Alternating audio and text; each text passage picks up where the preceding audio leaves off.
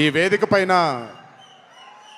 చాలాసార్లు నేను అన్న నిల్చున్నప్పుడు నాన్నగారు చాలాసార్లు రావడం మాట్లాడడం జరిగింది.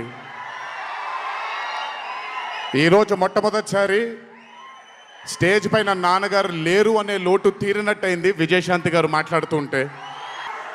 చాలామంది హీరోలు చాలామందికి రంజింపజేసి చాలామందిని అభిమానులు చొరగొన్నాం. కానీ ఏ రోజు కూడా ఒక మహిళ విజయశాంతి గారు సాధించినటువంటి గొప్పతనం ఏ మహిళ సాధించలేదు. కేవలం మన తెలుగు చలన చిత్రసీమలోనే కాదు, భారతదేశపు చిత్రపటంలో హీరోలతో ఈక్వల్గా నిల్చున్న ఏకైక మహిళ ఎవరైనా ఉన్నారంటే అది విజయశాంతి గారు ఒక్కళ్ళే. కర్తవ్యం అవ్వచ్చు, ప్రతిఘటన అవ్వచ్చు, మగరాయుడు అనే మూవీ అవ్వచ్చు, ఆవిడ చేసినటువంటి ఎన్నో సినిమాలైనా మీరు చూసుకుంటే